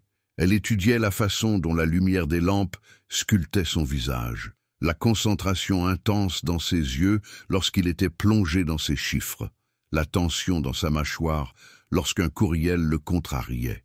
Elle apprit à lire les micro-expressions qui trahissaient la forteresse. Un soir, alors qu'elle cherchait un livre sur la mezzanine, son regard fut attiré par un grand carton, posé sur une étagère du haut, couvert de poussière. Par pure curiosité, elle le tira vers elle et l'ouvrit. Il était rempli de vieux albums de photos. L'histoire de la famille Delacroix était là, figée dans des clichés sépia et des couleurs passées. Il y avait des images du domaine au fil des décennies, des vendanges, des fêtes de famille. Et puis, il y avait Guillaume. Un Guillaume enfant, au sourire éclatant, courant dans les vignes avec un chien. Un Guillaume adolescent dégingandé, au regard encore rempli d'une confiance insolente. Mais une photo en particulier attira son attention. On y voyait une femme d'une beauté rayonnante, avec les mêmes yeux bleus que son fils, qui riait aux éclats. Elle était assise devant le piano du salon de musique. À côté d'elle, un Guillaume d'à peine 20 ans, debout, semblait la regarder avec une adoration infinie. C'était sa mère, la femme du jardin. Élise comprit d'où venait la musique du château et pourquoi elle s'était tue. Soudain, une voix la tira de sa rêverie. C'était avant. Guillaume était en bas. Son fauteuil était arrêté juste au pied de l'escalier en colimaçon. Il avait levé la tête vers elle. Son visage, dans la lumière tamisée, était empreint d'une nostalgie douloureuse. Élise se sentit rougir, comme si elle avait été surprise en train de violer une intimité. Elle reposa le couvercle sur le carton. « Elle était très belle », murmura-t-elle en descendant. « Elle l'était, et elle illuminait chaque pièce où elle entrait, » dit-il, son regard perdu dans le vague. Il semblait ne plus s'adresser à elle, mais à un fantôme. Un long silence s'installa. Élise pensait qu'il allait se retirer comme d'habitude, après une confidence trop personnelle. Mais il resta là. Quelques jours plus tard, alors qu'elle supervisait les jardiniers qui l'aidaient désormais officiellement à la roseraie, une initiative ordonnée par Guillaume via Madame Dubois, il vint la rejoindre. C'était la première fois qu'il quittait le château pour s'aventurer aussi loin dans le parc depuis son arrivée. Il fit rouler son fauteuil sur l'allée de gravier fraîchement ratissée et s'arrêta devant un banc en pierre qu'Élise avait nettoyé. La roseraie était splendide. Remise du choc de l'orage, elle débordait de couleurs et de parfums. « Vous avez fait un travail incroyable », admit-il sans la regarder, les yeux fixés sur un buisson de roses jaunes qu'elle avait particulièrement soigné. « Je n'ai fait que l'aider un peu. Elle voulait revivre. » Il ne répondit pas. Il resta là, silencieux, absorbant la beauté des lieux, tandis qu'Élise s'occupait à couper quelques fleurs fanées. Cette présence, à la fois pesante et rassurante, créait un nouveau type d'intimité entre eux. Ils partageaient un espace, une atmosphère, un héritage, sans avoir besoin de mots. L'apogée de ce rapprochement subtil eut lieu une soirée de juillet, à l'occasion des festivins, une fête traditionnelle qui célébrait l'imminence des vendanges à Saint-Émilion. Guillaume, en tant que propriétaire d'un des plus grands domaines, était tenu de faire une apparition à la réception donnée au village. Pour la première fois, il lui demanda de l'accompagner. « Il faut bien que je présente ma femme », avait-il dit, avec un début de sourire qui n'avait pas tout à fait atteint ses yeux. Élise paniqua. Elle n'avait rien à se mettre pour un tel événement. Mais le soir même, Madame Dubois déposa sur son lit une housse siglée d'une grande maison de couture. À l'intérieur, une robe de soie vert émeraude, de la couleur des jeunes feuilles de vigne, et des escarpins assortis. Il n'y avait pas de mots. Juste le vêtement, choisi avec un soin qui la toucha profondément. Il l'avait vue. Il avait su la couleur qui ferait ressortir l'éclat de ses yeux noisettes. Quand elle descendit le grand escalier ce soir-là, il l'attendait dans le hall. Pour la première fois, elle le vit porter autre chose qu'une tenue de travail. Un smoking noir parfaitement coupé, un nœud papillon en soie. Son regard, quand il se posa sur elle, ne fut ni froid ni analytique. Il y avait une lueur d'admiration pure, une surprise presque incrédule. Il semblait la voir pour la toute première fois, la femme, et non le arrangement. « Vous êtes magnifique, Élise », souffla-t-il, les mots lui échappant presque malgré lui. Elle sentit une chaleur inonder ses joues. « Vous aussi, Guillaume ». La soirée fut une épreuve. Le couple improbable que tout le monde commentait sur Internet était là, en chair et en os. Les regards étaient curieux, les chuchotements omniprésents. Mais quelque chose avait changé. Accrochée discrètement à l'accoudoir de son fauteuil, Élise n'était plus l'intruse de Lunel. Elle était Madame Delacroix, et la présence calme et puissante de Guillaume semblait créer un bouclier invisible autour d'elle. Alors qu'ils traversaient la grande place illuminée, la musique d'un orchestre s'éleva, une valse lente et envoûtante. Les couples commencèrent à danser. Un nuage de tristesse passa dans les yeux de Guillaume, qui regardait la scène avec un air de regret intense. Élise sentit un élan de courage. « J'ai toujours été une très mauvaise danseuse », dit-elle doucement, un petit sourire aux lèvres. Il tourna son regard vers elle, surpris. « Mais je pense que même moi, je pourrais danser avec vous. » Il la regarda, ne comprenant pas. Elle posa alors une main sur son épaule et l'autre sur l'accoudoir de son fauteuil. Et très lentement, elle commença à le faire pivoter, se mouvant en rythme avec lui, sur le pavé de la place du village. C'était maladroit, peu orthodoxe, une valse immobile, un tournoiement sur place. Les gens s'arrêtèrent de chuchoter pour les regarder, fascinés par cette scène étrange et touchante. Guillaume, d'abord raidi par la surprise, se détendit peu à peu. Il posa sa main sur la sienne, qui était posée sur l'accoudoir. Le contact de leur peau envoya une onde de chaleur à travers le corps d'Élise. Ils ne la regardaient plus, mais fixaient leurs mains jointes. Sous la lumière des lampions, une larme unique roula sur sa joue et s'écrasa sur le revers de sa veste en velours. Cette nuit-là, pour la première fois, il n'y avait plus de contrat, plus d'arrangement. Juste un homme et une femme, au milieu d'une foule, dansant une valse silencieuse qui racontait toute la mélancolie du monde, mais aussi l'espoir timide d'une mélodie nouvelle. Le trajet du retour se fit dans un silence si dense qu'Élise avait l'impression de pouvoir le toucher. Ce n'était plus le silence glacial des premiers jours, une simple absence de son. C'était un silence lourd, vibrant de tout ce qui n'avait pas été dit sur la place du village. Un silence rempli de la musique évanouie, de la chaleur de leurs mains jointes, du poids de cette larme unique. Assise à côté du chauffeur, Élise n'osait pas se retourner vers Guillaume, qu'elle devinait dans l'ombre à l'arrière. Elle sentait son regard sur elle, non plus distant, mais introspectif, presque douloureux. Il s'était passé quelque chose durant cette valse immobile. Un équilibre fragile avait été rompu. Une porte avait été entr'ouverte, et tous deux semblaient terrifiés à l'idée de ce qui se trouvait de l'autre côté. Quand la voiture s'immobilisa dans l'allée du domaine, il fut le premier à briser le silence. Sa voix était redevenue neutre, mais une légère fatigue la voilait. « Merci de m'avoir accompagné, Élise. C'était nécessaire. » Le mot « nécessaire » était comme un seau d'eau froide. Il ramenait leur interaction à une simple obligation sociale, une performance pour le monde extérieur. Il effaçait la magie de l'instant. Élise hocha la tête, une boule de déception se formant dans sa gorge. Les jours suivants, ce fut pire qu'un retour en arrière. C'était un exil. Guillaume se replia sur lui-même avec une détermination farouche. Il ne se contenta plus d'être distant, il devint presque invisible. Il prenait tous ses repas dans son bureau, prétextant une surcharge de travail due à la préparation des vendanges. Élise se retrouvait de nouveau seule dans l'immense salle à manger, face à un couvert vide qui semblait se moquer d'elle. Il ne venait plus à la bibliothèque le soir. S'ils se croisaient dans un couloir, il la saluait d'un signe de tête bref et fuyant, ses yeux fixant un point loin derrière elle. Il avait reconstruit ses murailles, plus hautes et plus épaisses qu'auparavant. Il se punissait de sa propre vulnérabilité, et la punissait, elle, d'en avoir été le témoin. Élise fut d'abord blessée. Puis la blessure laissa place à une forme de compréhension triste. Elle avait appris la patience avec ses roses. Une plante ne fleurit pas plus vite si on tire sur ses bourgeons. Elle a besoin de temps, de lumière et d'espace. Elle comprit que Guillaume avait besoin d'espace. Elle cessa de chercher sa présence et se replongea avec une ardeur renouvelée dans son travail à la roseraie.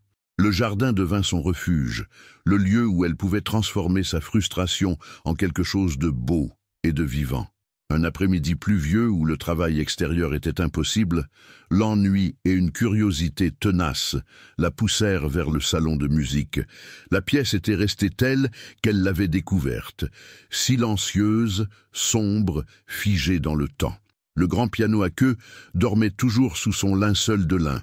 Inspirée par le souvenir de la photo et par une impulsion qu'elle ne s'expliqua pas, Élise décida de s'occuper de cette pièce, pas pour le défier, mais comme une offrande silencieuse, pour honorer la mémoire de la femme qui y avait tant ri. Elle ouvrit les lourds volets en bois. La lumière grise de l'après-midi inonda la pièce, révélant les tourbillons de poussière dansant dans les airs. Armée de plumeaux et de chiffons doux qu'elle avait demandé à une femme de chambre complice, elle se mit au travail. Elle épousseta les meubles, nettoya les vitres, fit briller les cuivres d'une harpe qui se tenait dans un coin. Enfin, d'un geste presque religieux, elle retira le grand drap qui recouvrait le piano. Le Steinway était magnifique. La laque noire, une fois débarrassée de sa couche de poussière, réfléchissait son visage comme un miroir sombre. Doucement, elle souleva le lourd couvercle. Les touches en ivoire et en ébène étaient légèrement jaunies par le temps. Elle passa un chiffon doux dessus, une par une, avec une infinie précaution. Elle découvrit alors, posé sur le pupitre, un cahier de partition ouvert, clair de lune de Debussy.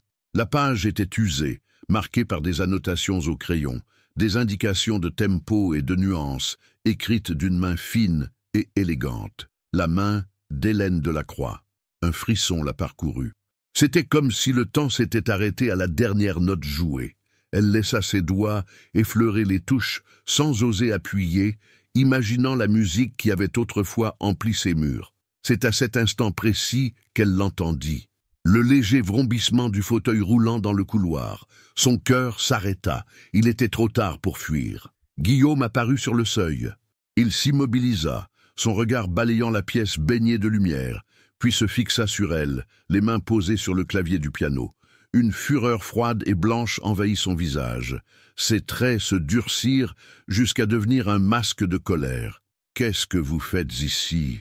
Sa voix était un sifflement glacial, plus tranchant que tout ce qu'elle avait entendu jusqu'alors. « Je nettoyais seulement », balbutia Élise en reculant d'un pas, comme si l'instrument était brûlant. « J'avais dit que personne ne devait entrer ici. C'est la deuxième fois que vous désobéissez à mes ordres directs. Avez-vous décidé de faire de la profanation des sanctuaires de cette maison votre passe-temps ?» La cruauté de l'accusation la frappa en plein cœur.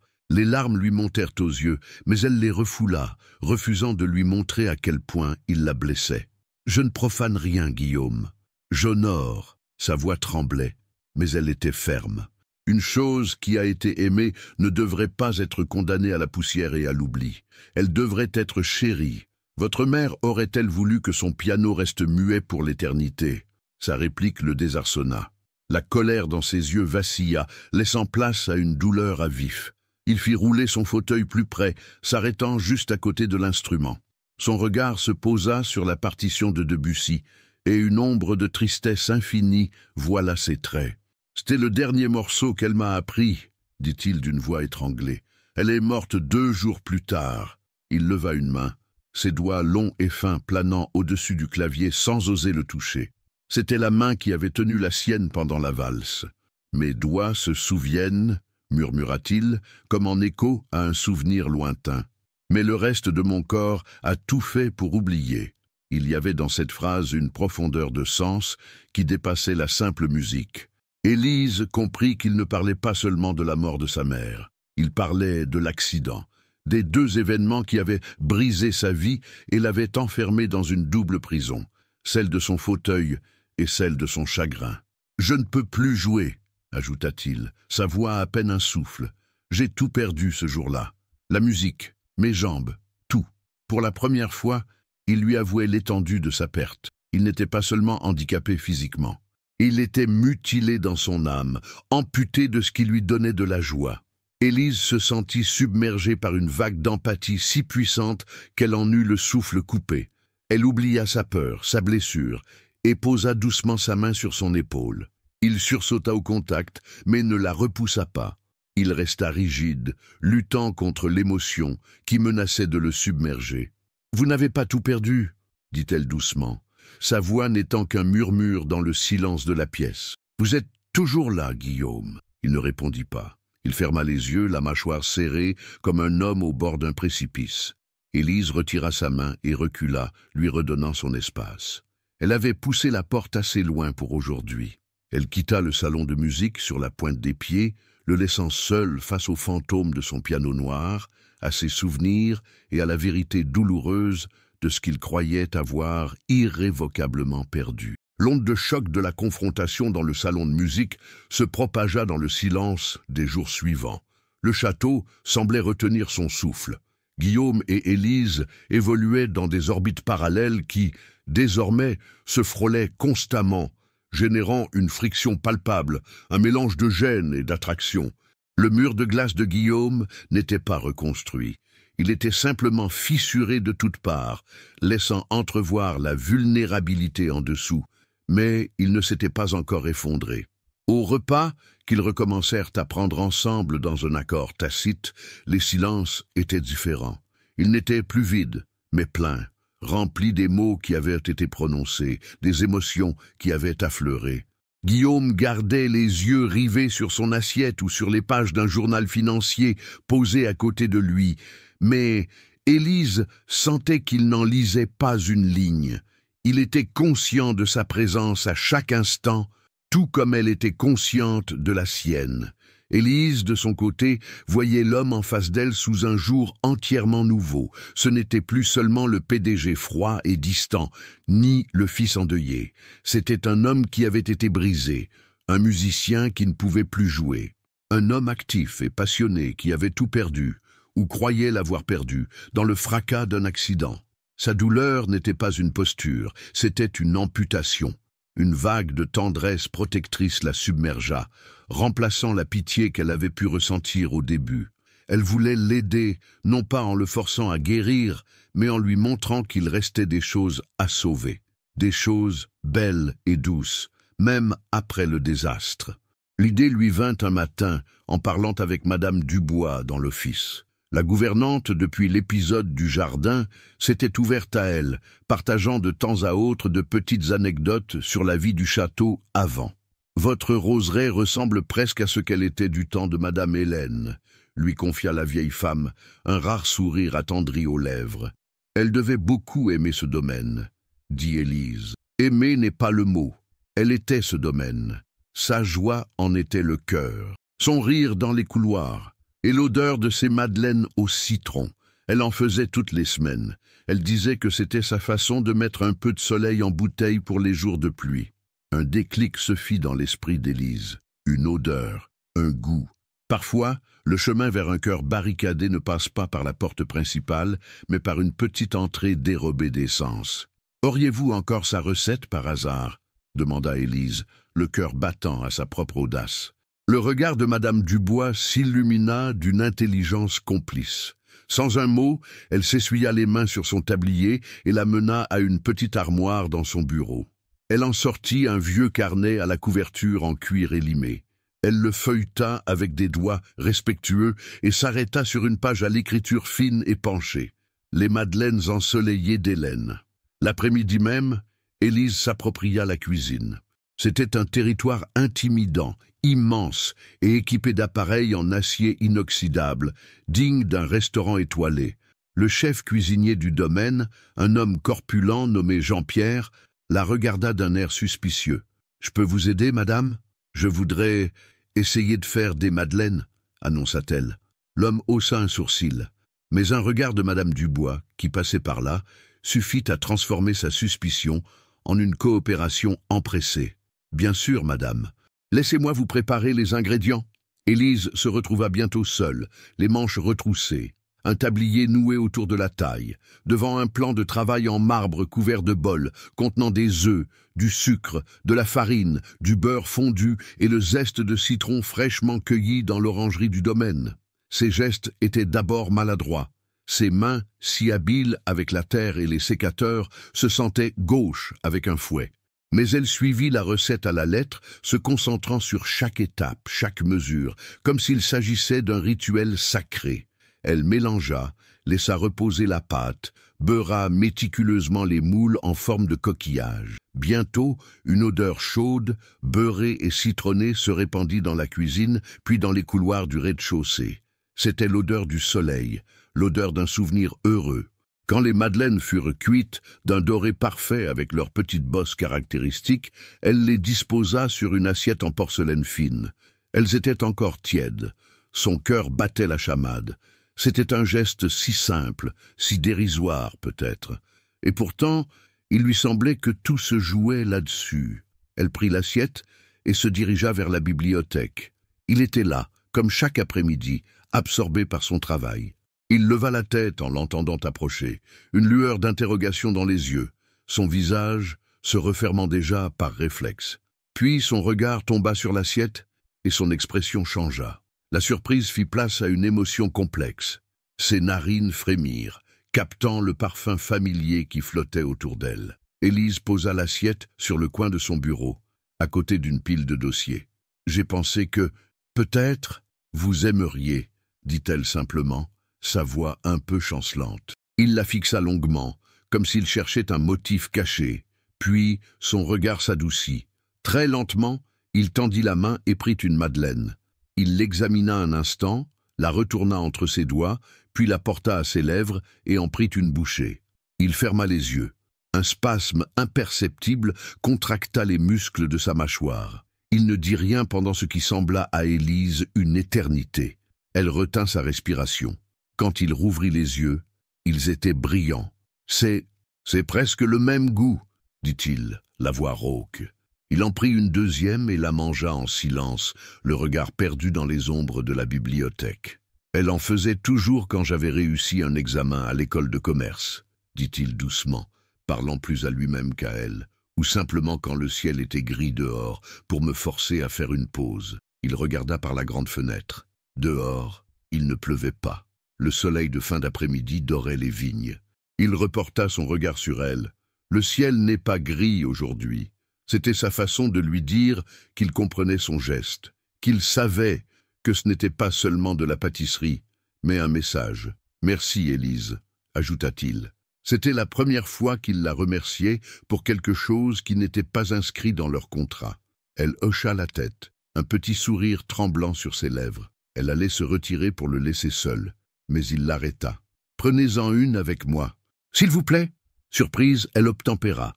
Elle s'assit sur un des fauteuils en cuir en face de son bureau et croqua dans la petite pâtisserie encore tiède. Le goût du beurre, du sucre et du citron explosa dans sa bouche. Et dans le silence de la grande bibliothèque, entourée de milliers de livres et de souvenirs, ils partagèrent ce moment de grâce simple et fragile. Un homme et une femme. Un souvenir d'enfance retrouvé, une trêve douce et sucrée, au goût de citron et de promesses. L'effet des madeleines ne fut pas éphémère. Il s'infiltra dans les jours qui suivirent, changeant subtilement la couleur de l'air au sein du domaine. Le lendemain matin, pour la première fois, Guillaume ne prit pas son petit déjeuner dans son bureau. Il était assis à la table de la véranda quand Élise descendit. Un journal était posé à côté de son assiette, mais il ne le lisait pas. Il regardait le jardin, et quand elle entra, il leva les yeux et lui offrit un « Bonjour, Élise », qui n'était pas seulement poli, mais presque chaleureux. Un courant d'air tiède dans un couloir de glace. Élise prit place en face de lui, se servant une tasse de café. Le silence entre eux n'était plus une absence, mais une attente. C'était Guillaume qui le brisa, après une longue minute passée à observer un merle sautiller sur la pelouse. Les premières analyses du mou sont prometteuses cette année. La maturité des tanins est exceptionnelle, dit-il, comme s'ils avaient toujours eu l'habitude de discuter de viticulture au petit déjeuner. Élise, qui avait passé les dernières semaines à dévorer les livres de la bibliothèque sur le sujet, fut capable de lui répondre sans hésiter. C'est grâce à la sécheresse de juillet, elle a stressé la vigne juste assez pour concentrer les arômes. Un éclair de surprise, puis d'appréciation, passa dans le regard de Guillaume. Il n'était pas habitué à ce que ses interlocuteurs, en dehors de son cercle professionnel, aient la moindre idée de ce dont il parlait. Exactement. C'est un équilibre délicat, comme pour vos roses, j'imagine. C'était une main tendue, une invitation à partager son monde, tout comme elle avait partagé le sien. Plus tard dans l'après-midi, alors qu'elle revenait de la roseraie, les mains terreuses et le visage rougi par le soleil, il l'attendait dans le grand hall. « Si cela vous intéresse, j'aimerais vous montrer quelque chose, » dit-il. Son ton était formel, mais ses yeux trahissaient une pointe d'incertitude, comme s'il craignait un refus. Pas seulement les vignes, mais ce que nous en faisons. L'esprit de Vinea Terra. 1 heure plus tard, il se trouvait au sommet de la colline qui dominait le domaine.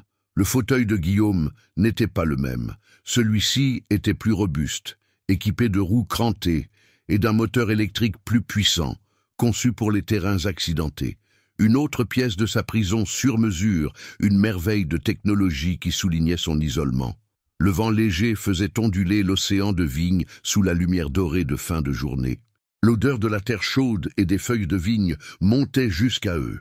C'était un paysage d'une beauté à couper le souffle, un tableau vivant de vers et d'or. « C'est ici que tout commence, » dit Guillaume, sa voix plus grave en plein air. « Quand j'ai repris le domaine après mon père, tout était axé sur le rendement. Les pesticides, les herbicides. On forçait la terre à produire, mais on la tuait à petit feu. » Il lui expliqua alors sa vision, celle qui avait donné naissance à son entreprise d'envergure internationale. L'agriculture biodynamique, le respect des cycles lunaires, la réintroduction d'écosystèmes naturels entre les parcelles pour favoriser la biodiversité. Il parlait avec une passion contenue, ses mains dessinant des courbes dans l'air pour illustrer ses propos. Ce n'était plus le PDG ou l'héritier qui parlait. C'était un homme profondément amoureux de sa terre, un visionnaire qui essayait de réparer les erreurs des générations passées. Ma mère me disait toujours que le vin n'est rien d'autre que le sang de la terre, filtré par la mémoire d'une plante. Si la terre est empoisonnée, le vin est sans âme. Élise l'écoutait fascinée. Elle reconnaissait dans son discours les mêmes principes qu'elle appliquait instinctivement dans son jardin. Le respect du vivant, la patience, l'observation. « C'est un dialogue avec la nature, » dit-elle doucement. « Pas un monologue, vous n'imposez rien, vous accompagnez. » Il se tourna vers elle, son regard intense la déstabilisant. « Vous comprenez, c'est rare. » Il fit avancer son fauteuil le long d'une rangée de pieds de merlot. D'une main délicate, il cueillit une petite grappe d'un violet presque noir, lustré par le soleil couchant. « Tenez, goûtez. » Il lui tendit la grappe. Leurs doigts s'effleurèrent. Le contact fut bref, accidentel, mais il envoya une onde de choc à travers le corps d'Élise. Elle prit la grappe, le cœur battant. Elle détacha un grain et le porta à sa bouche. La peau était fine et tendue, et quand elle éclata sous la pression de ses dents, une explosion de saveurs sucrées et complexes emplit son palais. Le goût du soleil, de la terre, d'un été entier concentré dans cette petite sphère parfaite. « C'est incroyable », souffla-t-elle, les yeux mi-clos. « N'est-ce pas?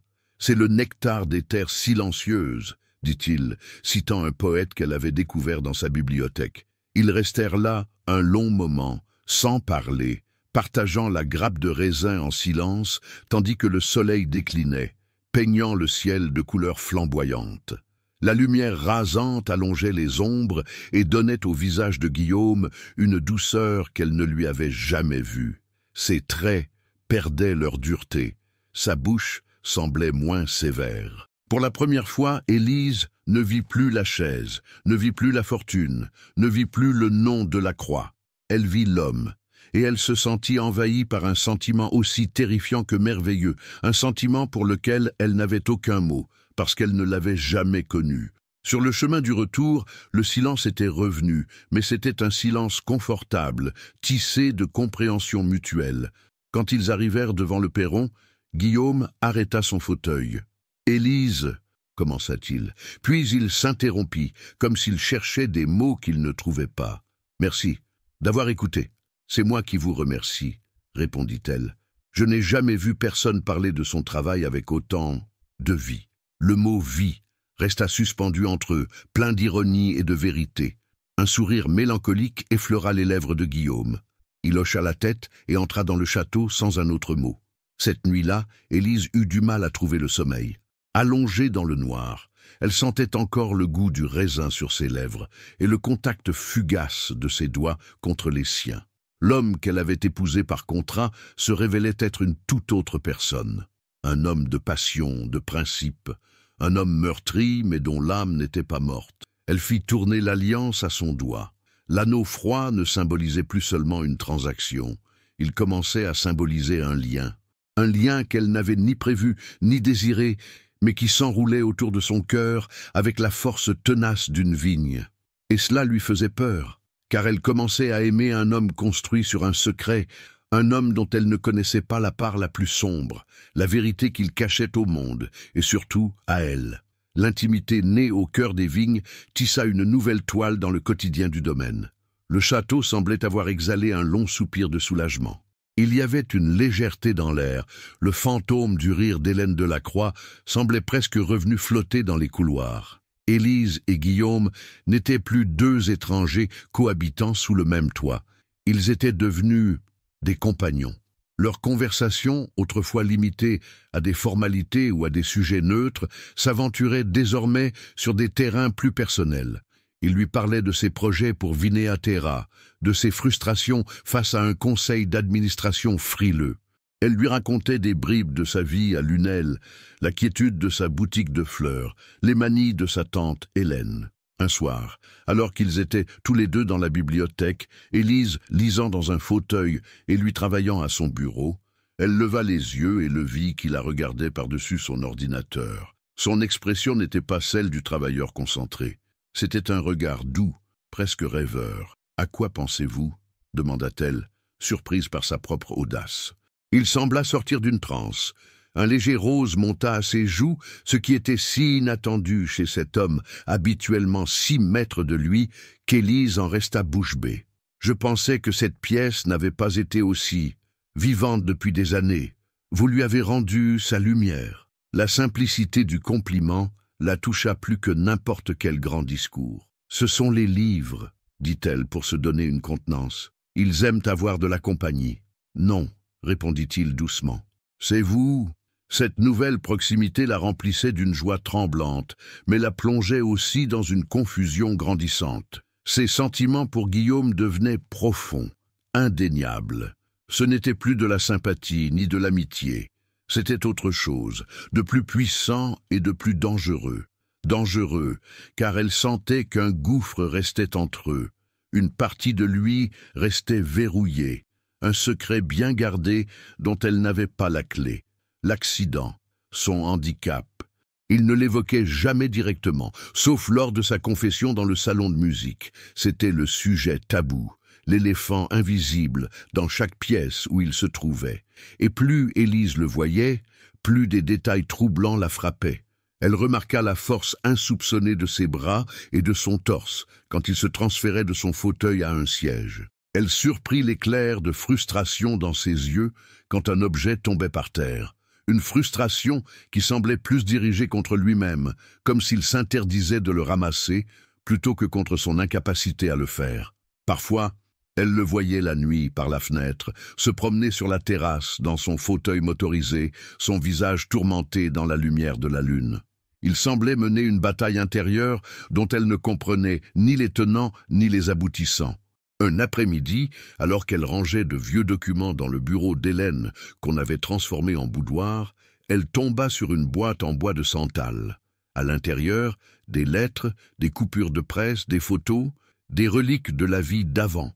Une coupure de journal attira son attention, un article du Figaro datant de plusieurs années, avec une grande photo de Guillaume, jeune homme radieux et confiant. Le titre était « Guillaume Delacroix, le prodige du piano, renonce à une carrière de concertiste pour l'empire familial. Le prodige du piano ». Élise relut la phrase, le cœur serré. L'article décrivait son talent exceptionnel, sa virtuosité, le comparant au plus grand. Il avait abandonné tout cela pour le vin, pour l'entreprise, bien avant l'accident. Le sacrifice était donc plus ancien, plus profond qu'elle ne l'imaginait. À côté de la coupure de presse, il y avait un petit mot manuscrit de sa mère. « Mon cher Guillaume, la musique ne meurt jamais. Elle attend juste le silence propice pour renaître. N'oublie jamais ça. Ta maman qui t'aime. » Les larmes brouillèrent la vue d'Élise. Le puzzle de la douleur de Guillaume s'assemblait pièce par pièce. Ce n'était pas juste ses jambes, c'était sa musique, son âme d'artiste sacrifié.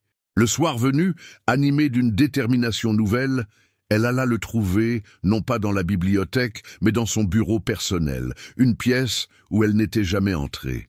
Elle frappa doucement. Entrez. Il était devant une série d'écrans affichant des graphiques complexes. « Je peux vous parler ?» Il pivota vers elle, surpris. Bien sûr, elle tenait le petit mot de sa mère dans sa main. Elle le lui tendit, sans un mot. Il le prit, lut les quelques lignes, et son visage se figea. Il releva vers elle un regard nu, où la surprise laissait place à la douleur brute. « Où avez-vous trouvé ça ?» Sa voix était à peine un murmure. « Dans le bureau de votre mère. Je suis désolé, je ne voulais pas être indiscrète. » Il fixa le petit morceau de papier, ses doigts se crispant dessus. « Le silence n'a jamais été propice, » dit-il amèrement. « Toujours trop de bruit, le bruit des affaires, le bruit des attentes, et puis le bruit de la chute. » Élise s'approcha. Elle s'agenouilla à côté de son fauteuil, un geste d'humilité et d'égalité qui brisait toutes les barrières physiques et sociales entre eux. « Ce n'est pas vrai, » dit-elle doucement en le regardant dans les yeux. « Le silence est là, Guillaume. Dans le jardin, au lever du soleil, dans cette maison, la nuit, il est en vous, il attend. Vous l'étouffez sous le bruit du travail parce que vous avez peur de ce que vous pourriez entendre si vous vous arrêtiez. » Il secoua la tête, le regard fuyant. « Je ne peux plus. Mes doigts, ils ne répondraient plus. Et les pédales, c'est impensable. »« Vous parlez de mécanique, » répliqua-t-elle avec une audace qui la surprit elle-même. « La musique, ce n'est pas de la mécanique, c'est le cœur. Votre cœur fonctionne parfaitement, Guillaume. C'est même la chose la plus vivante chez vous. » Elle posa sa main sur le dos de la sienne, celle qui était posée, crispée, sur l'accoudoir de son fauteuil. Sa peau était chaude. Il ne la retira pas. Il resta immobile, sa respiration saccadée. « Je ne vous demande pas de jouer un concerto, juste une note, pour voir, » murmura-t-elle. « Pour votre mère, pour vous. » Il la regarda, ses yeux bleus brillant d'une émotion si intense qu'elle en eut le souffle coupé. C'était un mélange de peur, de désir et de désespoir. Lentement, très lentement, il détendit ses doigts et retourna sa main, entrelaçant les siens. « Peut-être, » souffla-t-il. Ce n'était pas un oui, mais ce n'était plus un non. Le lendemain, Élise retrouva le salon de musique. Le couvercle du piano était toujours relevé, les touches attendant, patientes. Mais il y avait quelque chose de différent. Posé sur le pupitre, à côté de la partition de Debussy, il y en avait une autre. Une pièce qu'elle ne connaissait pas, écrite à la main, avec des ratures et des corrections. En bas de la dernière page, un titre « Pour Élise ». La partition était inachevée. Elle s'arrêtait au milieu d'une phrase musicale, comme une question restée sans réponse. Le silence attendait. Il était plus propice que jamais. Les heures qui suivirent la découverte de la partition furent pour Élise un supplice délicieux. Elle retourna plusieurs fois dans le salon de musique, comme attirée par un aimant, pour contempler ces quelques pages qui contenaient plus de vérité que toutes les conversations qu'ils avaient eues jusqu'alors. Elle n'était pas musicienne, mais elle pouvait lire l'émotion dans les notes. Il y avait dans cette mélodie une hésitation, une fragilité qui lui rappelait leur premier dîner silencieux. Puis le thème s'enhardissait, devenait plus ample, plus lyrique, évoquant la beauté ressuscitée de la roseraie, la chaleur d'un après-midi dans les vignes. Et puis, la rupture. La phrase musicale s'arrêtait nette, suspendue en plein vol, laissant un vide immense, une question sans réponse. C'était leur histoire, transcrite en notes noires sur du papier blanc. Elle ne pouvait pas laisser cette promesse inachevée flotter entre eux. Le soir même, après un dîner où une tension presque électrique avait remplacé leur habituelle quiétude, elle sentit qu'elle devait agir. Il ne s'était pas retiré dans son bureau comme à son habitude. À travers les portes-fenêtres du grand salon, elle le vit, une silhouette solitaire sur la terrasse qui surplombait le parc. La lune, presque pleine, baignait les jardins d'une lumière d'argent, et le parfum des roses qu'elle avait soignées montait dans l'air nocturne, doux et enivrant. Le cœur battant, elle le rejoignit. Le bruit de ses pas sur les dalles de pierre le fit sursauter. Il pivota son fauteuil vers elle, son visage à demi dans l'ombre, indéchiffrable. « Vous ne devriez pas rester dehors. L'air se rafraîchit, dit-elle, les mots banals contrastant avec l'intensité du moment. « Je n'ai pas froid, répondit-il. Sa voix était sourde. Elle fit encore quelques pas, s'arrêtant à côté de lui, son regard se perdant dans le même paysage nocturne que lui. « J'ai vu la partition, sur le piano. » Il se raidit. Elle sentit sa gêne, sa vulnérabilité exposée. « Ce n'est rien, dit-il d'un ton brusque. Juste un brouillon. Des idées jetées sur le papier, sans importance. « Ne dites pas ça, murmura-t-elle en se tournant pour lui faire face. C'est la plus belle chose que j'ai jamais entendue, sans même qu'elle ne soit jouée. Il garda le silence, mais elle vit dans la pénombre que sa mâchoire s'était contractée. Pourquoi est-elle inachevée ? Demanda-t-elle doucement, allant droit au cœur du problème. Un long soupir s'échappa de ses lèvres, un souffle chargé de moi de frustration et de chagrin contenu. Parce que je ne sais pas comment la finir. La mélodie qui suit, elle est pleine d'une joie et d'une force que je ne suis plus capable d'exprimer. J'ai la musique dans ma tête, Élise, mais il y a un gouffre entre ma tête et mes doigts, un gouffre entre ce que je veux et ce que je suis. Finir cette partition serait un mensonge. Chaque mot était une confession, une fissure de plus dans la forteresse. Élise sentit son cœur se serrer de compassion. Elle s'agenouilla à nouveau à ses côtés, comme elle l'avait fait dans son bureau. Elle posa ses mains sur les accoudoirs froids de son fauteuil, créant une bulle d'intimité autour d'eux, sous le ciel étoilé. « Alors, ne la finissez pas maintenant, » dit-elle. « La musique, c'est comme le vin, il faut lui laisser le temps de mûrir, mais vous n'êtes plus seul pour attendre. » Son regard rencontra le sien. Dans la lumière de la lune, ses yeux bleus n'étaient plus froids. Ils étaient profonds comme l'océan et remplis d'une émotion si intense qu'elle crut s'y noyer. C'était un mélange de gratitude, de désir et d'une tristesse infinie. Lentement, avec une hésitation qui semblait lui coûter un effort surhumain, il leva une main et effleura sa joue. Ses doigts étaient chauds. Leur contact provoqua un frisson qui parcourut tout son corps. « Élise » murmura-t-il, son nom sonnant comme une prière. Elle ne bougea pas, n'osant respirer, sentant qu'un point de bascule venait d'être atteint. Il ne la regardait plus comme une partenaire contractuelle, ni même comme une amie ou une confidente. Il la regardait comme une femme, la femme qu'il avait choisie et dont il comprenait enfin pourquoi. Il se pencha en avant. Elle ferma les yeux. Leurs lèvres se rencontrèrent. Ce ne fut pas un baiser fougueux, ni passionné. C'était un contact d'une douceur infinie, une question timide posée dans le silence de la nuit. C'était un baiser de reconnaissance, un sceau posé sur des semaines de regards échangés, de silences partagés et de blessures entrevues. C'était le goût des raisins sucrés, l'odeur des roses nocturnes et la chaleur d'une larme qu'il n'avait pas réussi à retenir et qui perla sur sa joue à elle. Quand ils se séparèrent, le monde semblait avoir changé.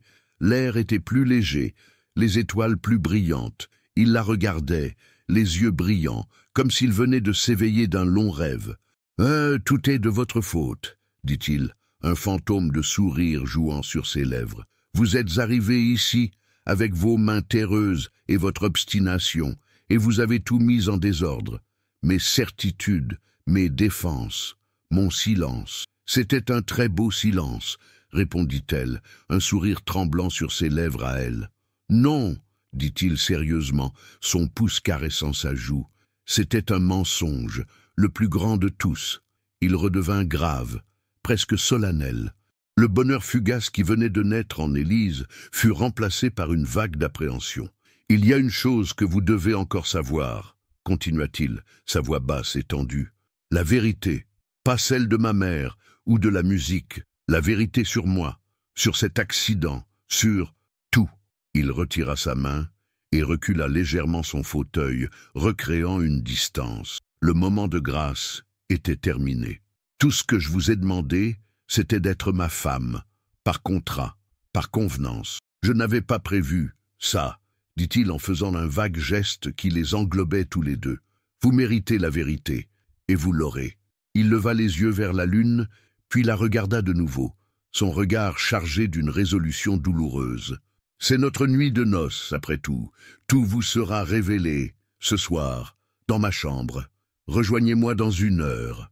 Sur ces mots, il pivota son fauteuil et s'éloigna, la laissant seule sur la terrasse, le cœur battant à tout rompre, le goût de leur premier baiser encore sur les lèvres. Il la laissait avec une promesse et une menace, la promesse de la vérité, et la menace que cette vérité pourrait tout changer, à jamais.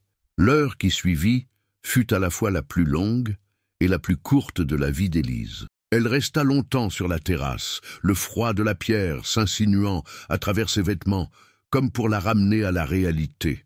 Le baiser brûlait encore sur ses lèvres, une promesse de feu sous une menace de glace.